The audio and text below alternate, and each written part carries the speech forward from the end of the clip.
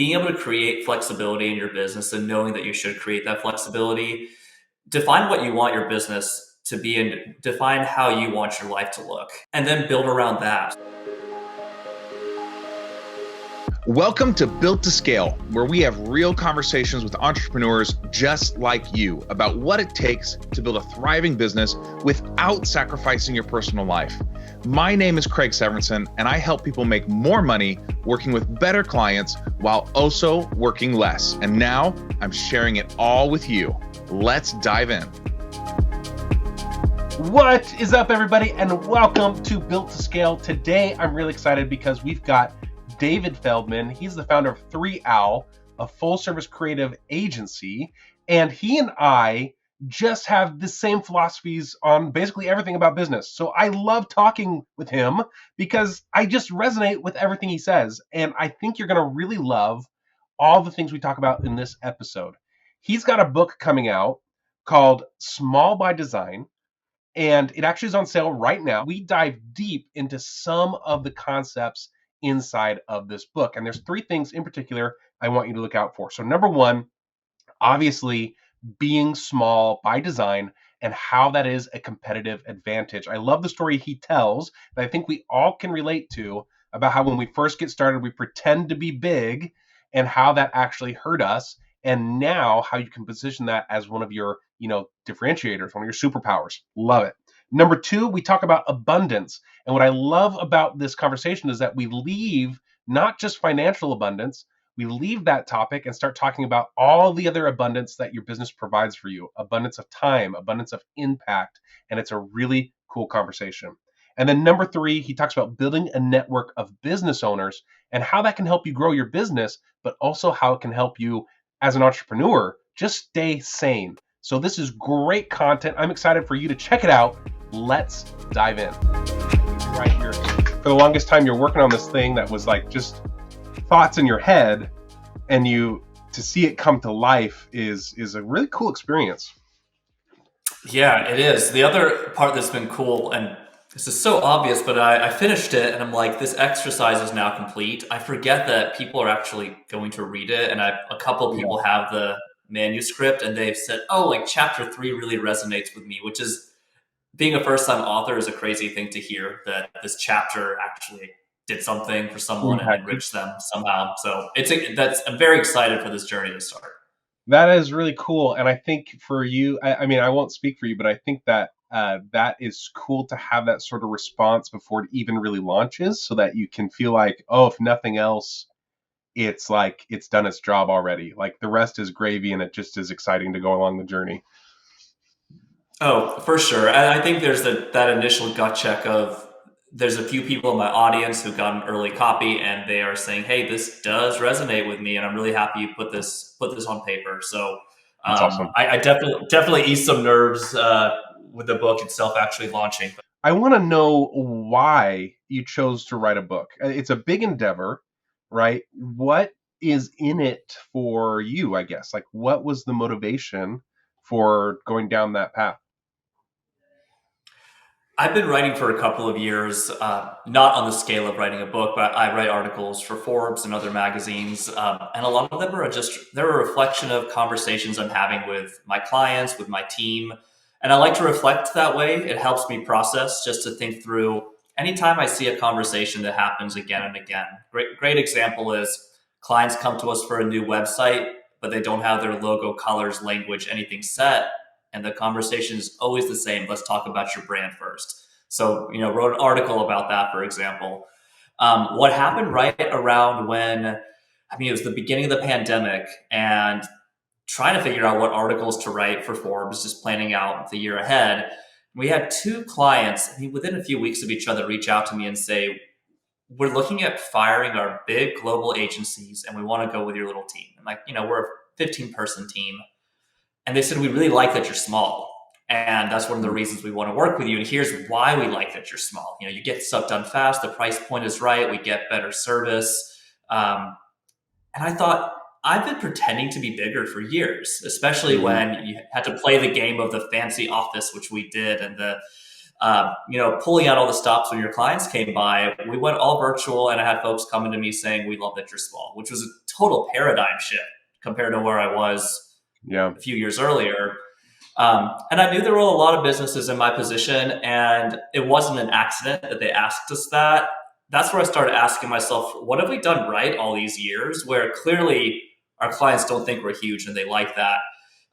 So as I started planning out the articles for 2020, they were all very much along the same topic. So as 2021 was rolling around, I have a team I work with. I have an editor, and I said, all these Forbes articles for 21, I feel like they're all the same topic. And that's when he really pushed me and said, look, like, I think you can do this book because you've really got a thesis here. And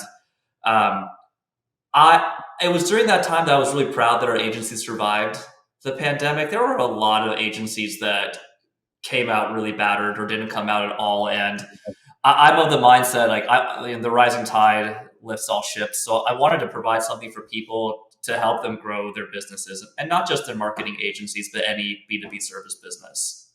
That's cool. Now your main audience is not, so the book is written about growing an agency, but your main audience in terms of your clients aren't agencies, right? Or yes. So the book, it definitely applies to agency owners. I knew that if I wrote it, it would very much be how to grow your agency. So I intentionally, for every chapter, interviewed different people. So, and from different agencies, not different agencies, different fields. So chapter 1 actually opens up with an interview from somebody who does construction management. He's a really small company, but they work with folks like Kellogg. So I've got construction management, pharmaceuticals, production design. So we have this really wide range of folks. So the principles are the same across different industries, but it really helped me step out of, hey, just the agency owner B2B hat, and talk to people across different industries. And I think my favorite piece was talking to somebody in clinical research, and they talked about these systems that they were building that were totally usable if you're building a small agency that can scale quickly. So I thought that part was really cool, where all these analogous examples in industries that were completely unrelated to mine. Yeah, that's cool. And I like, kind of being a little meta here and talking about why you did this stuff. I like how you said, hey, if I write this, it's going to be all about agencies, and I want this to be more applicable. So bringing in those resources from other people, I think, is really smart, really, really cool.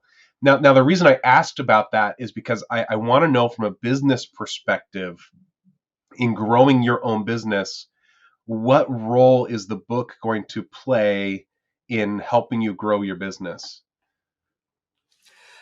I know that the audience of the book is likely not people who are going to hire us, or at least one of the audiences, which is people who have businesses likely smaller than mine that are looking to scale.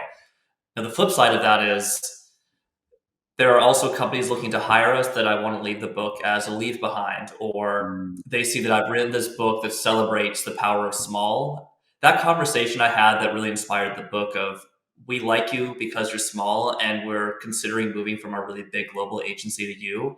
The fact that we can do that, the fact that we can provide that value, and I've seen it work really well.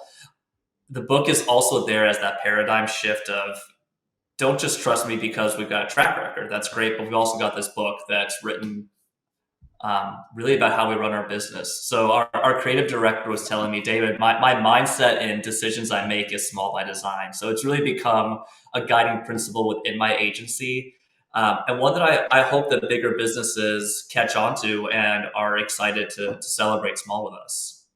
I love that. That's really cool. And the idea that you could use this book as like a tool to help position yourself to win clients is like as a leave behind, I think, is a really, really cool idea. So as you're like interviewing all of these people for the different chapters, different industries, were there any commonalities that you started to see in between, like no matter what industry or what business, they were all kind of hitting similar points?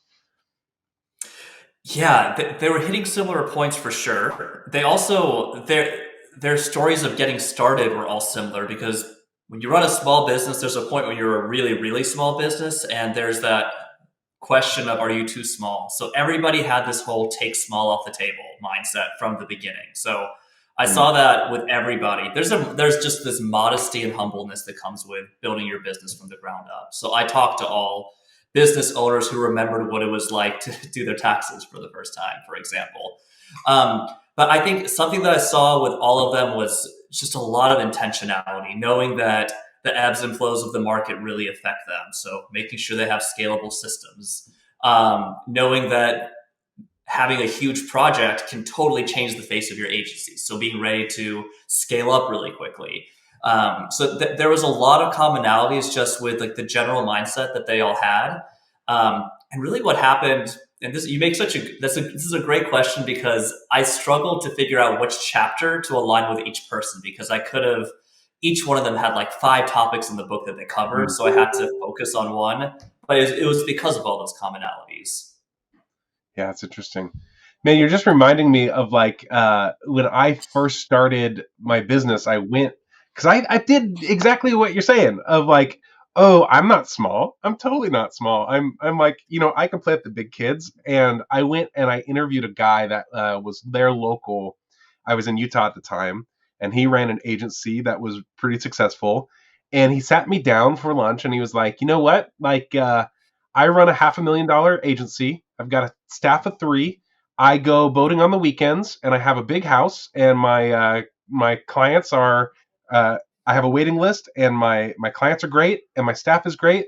And that, what else could you want in life? And like that was the first time for me that I realized that you don't have to grow a huge multi-million-dollar agency to be successful. And to me, that was a big paradigm shifter. And I love how you're adding to that by saying, you know what, it's not even just that you don't have to, it's that you can have a strategic advantage by being small. What are some of the like main advantages you see of being a small by design business? I talk a lot about the benefits to the owner. So the example you gave me of the guy with a $500,000 business, that is, he feels like he has a life of abundance, and that's really what you're looking for. So if he feels good, his employees are paid well, everyone's happy. Who cares if there's another 100 employees there? If he feels that life of abundance, that's what matters. So this book is written in that perspective of the business owner. Why does this structure make sense? And there's a couple of points I bring up. Um, the one that I bring up at the end is it's the job you'll never lose. Because I have a family, I've got a kid, and people ask me, what about the stability? Do you worry about that? And unlike going to a big company, I will never leave with a pink slip and a box of stuff. I know exactly how much money's in the bank, what's coming in, what our run rate is. So having that visibility into the company is huge. When the pandemic hit, we had to downsize. Now, it was temporary, but I could have laid off even more people. I could have been the last man standing, but I would have still had the clients. So there's a stability built in that I don't think people realize, that risk it's really different than what you think it is. So I think that's definitely an advantage structurally. I also just I love meeting people. And I work really hard just to build a neighborhood of agency owners, people within my community. And if you come from it from an honest place of just being curious and wanting to get to know people and getting to know people a favorite part of your day, I love that being a business owner affords you that. And especially talking to other business owners, we have so much in common out the gate. So I really see other entrepreneurs, especially with businesses my size, just wanting to talk. So I have that abundance of just amazing people that I've met, and I know it's happened because of the business. So there's a lot of others, but those are two softer. Those are not so much about the money, but there's so many soft advantages that you have running a well-designed, small by design business. It's so funny you say that because like you and I had a call before this one just to like make sure it was a good fit. And I remember walking away and being like, man, that was such a good conversation. We hit it off right away. Like, man, there was such a chemistry. And I think part of that, like you said, if we would have met at like a party or something and done like the small talk thing, I don't know, I don't know that it would have gone the same way. But the fact that we sat down was like, okay, let's talk business, like, and there's that shared experience, and we're both running agencies, like, man, you're right. Like it bridges the gap so quickly. And I love this idea of creating a community of other business owners. The biggest support you can get as a business owner is people who understand it. Because even like your spouse, they don't always get it because they're not in the trenches like you are. And when somebody understands that experience, it can be just morale boosting, if nothing else. Absolutely. It makes me think. I have this chart in my head, and it's just a line graph of my stress levels. And the more business owners I meet, I realize that 30 to 40% of what I stress about or used to stress about, those are just table stakes of being a business owner. So I just like take that 30% and I knock it out. So my overall stress levels as a business owner, as I build this community, are just lower because I know it's not just me, and that loneliness at the top, it can exist, but building that cohort and having open conversations with business owners, and you have to have, if you pretend to be bigger than you are, you might not get to those conversations. So that, Yeah. part of the book is about be vulnerable, ask for help when you want it, because you'll start to build these real connections with your clients, with your vendors, with other business owners, where you'll just enjoy what you do more. At its heart, what I'm hearing from you is it's honesty, right? Like if you're pretending to be bigger than you are, you're not being honest with them, and you're not being honest with yourself, right? Versus if you just own your journey and own what you really are, right? And understand that there's strengths in being who you are, and in terms of like, I guess that means who you are personally, but also as a business is what I was getting at, right? Then that honesty builds real relationships, and the real relationships are what lead to great client relationships, and what leads to great vendor relationships. It's what leads to great friendships with other business owners, right? It's really at its core, I think, honesty.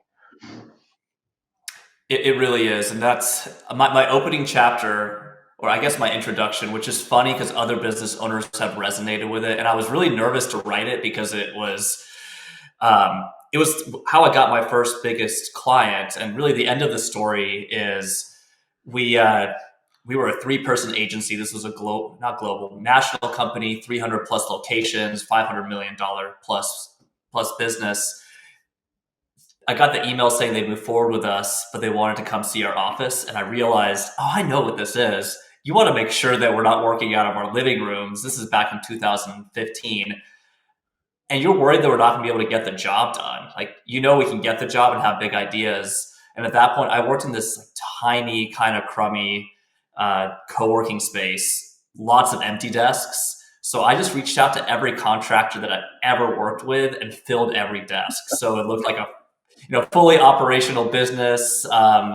Even brought in a high school intern, saying like, here's our intern. One guy offered to bring me coffee. Like it was great, and we got the business. And they, everybody in that company who's read that chapter has reached out to me and said, "Hey, we didn't know that, and we love that you did that." But that was before I could take small off the table, and it really haunted us until we launched that website. Can they get it done? Can they get it done? Are they too small? So as long as you can get that conversation off the table and they like that you're small, own it. It's a great thing. Yeah, I think that this comes down to, if you're trying to hide if you're anything, small, big, but anything, if you're trying to hide it, then it's going to be an issue. It's going to be a problem. But if you own it up front and frame the conversation around it and say, hey, yeah, we're smaller than maybe the other people you're approaching, but this is why it's an advantage, and make it into a strength, then it becomes the highlight of working with you, rather than something you're trying to hide and shuffle into a corner, right? Absolutely. And I structured the book that way into 3 sections. So the first one is all about sustainability and how to be sustainable by design. It's much more tactical. And then I talk about the impact of being small by design. And then the last 3 chapters are all about relationships. So there's really this, I definitely have a lot of tactics in there too. Like, for example, I have a chapter about building foundations of flexibility. So our agency has a small core team, and we've got a great team of full-time contractors, some of whom have contracted with us for 6 or 7 years. Hmm. But if we have a slower month or a slower 2 months, I'm not paying the same overhead as I am if we have a slow or a fast month. So that's to our advantage. But also, if we have a crazy month, I'm able to scale up really quickly too. So there's a whole idea of how do you treat full-time contractors. They have a lot of purview into the business. If they get another gig, they call me and I'm the first person they're excited to say, hey, we got a new project. And I refer them work. So, and there's not a worry about them leaving. So I've had a lot of my contractors longer than I've had some of my employees. So there's a way to create elasticity inside of your business where you can, when you have those, peaks and valleys, you can really get through you can get through that valley pretty easily if you've got the right structure built in.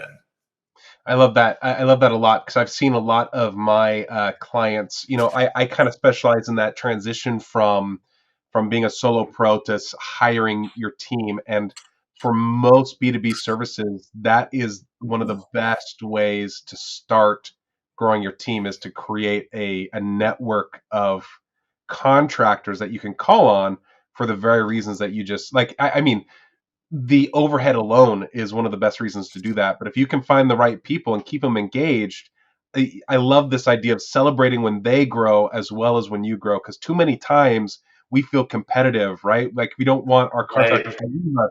We don't want other agencies to win. We want to win. And I think that mindset of there's this finite pie that we have to fight for in the end hurts us because the reality is there's enough pie for everybody.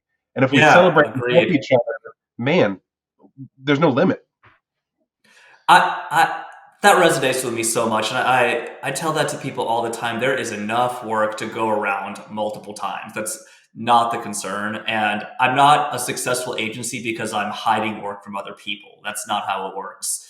The other part about having a team of contractors, if you've got a full-time contractor, they're likely not a junior. So I also have this team of superstars too. They're all very seasoned veterans in their business. So Yeah. our clients get access to these superstars that for me to have all of these people on payroll full time, I could do it, but it would, kill my margins. I have to raise my rates to the point where our clients don't have that advantage of the price points with us. So to be able to pull in people of that quality where we don't have a single junior on our team, it's a huge advantage for our clients, and they Cool. feel it at the speed the work gets done, the quality of the work.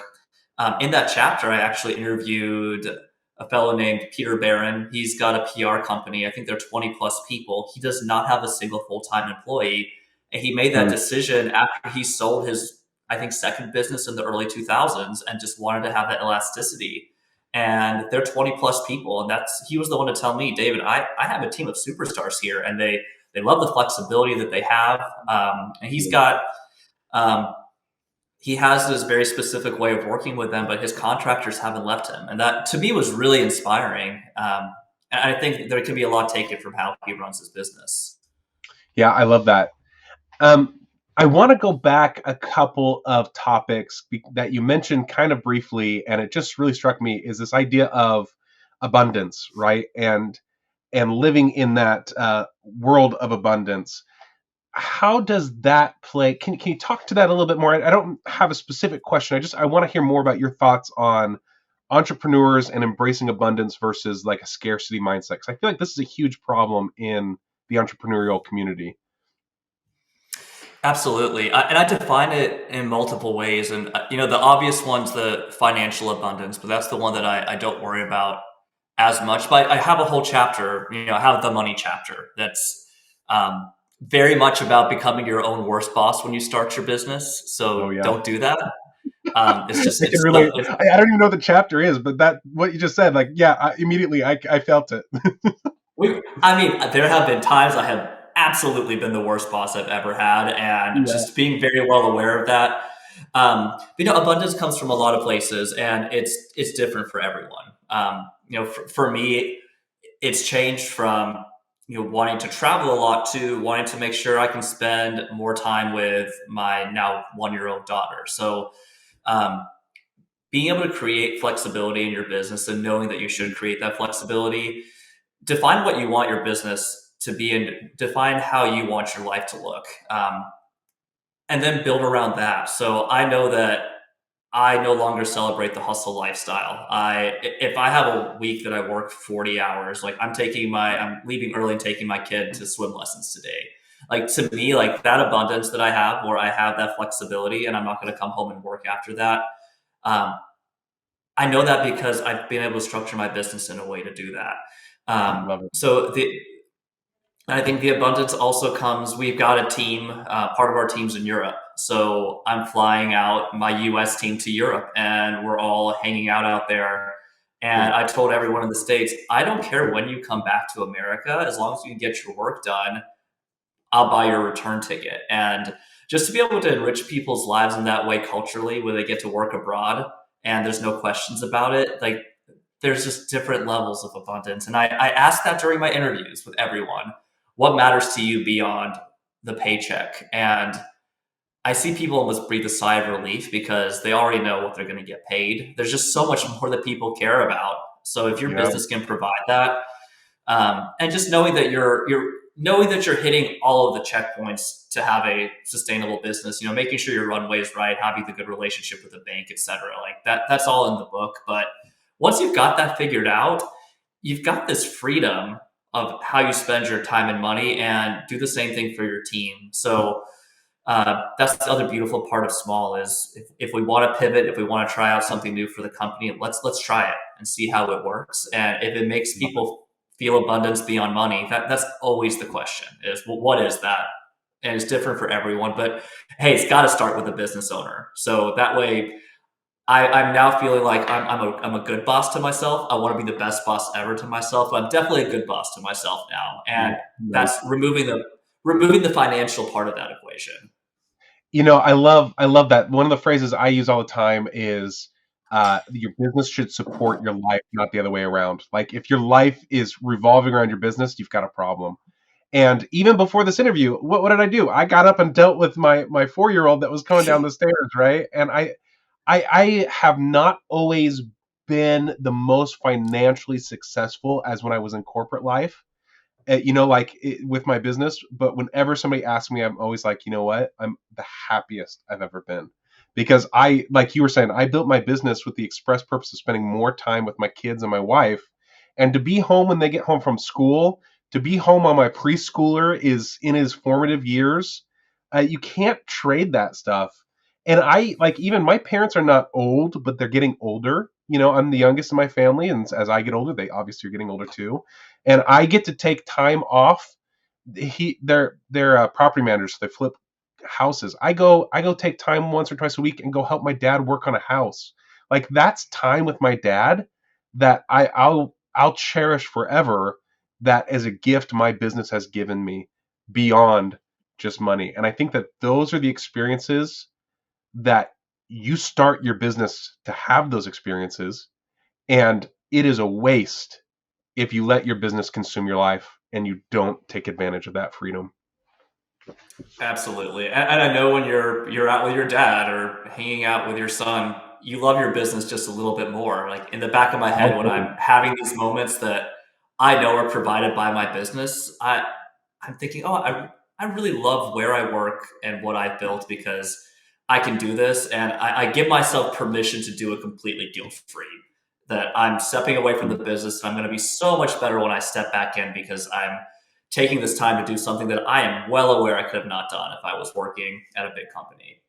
And what's really cool about what you just explained too is it's not just that your business supports your life, but you're using it as a tool to impact other people's lives. Like having traveled myself, like those cultural experiences are things that enrich people's lives and their perspectives, make them better people.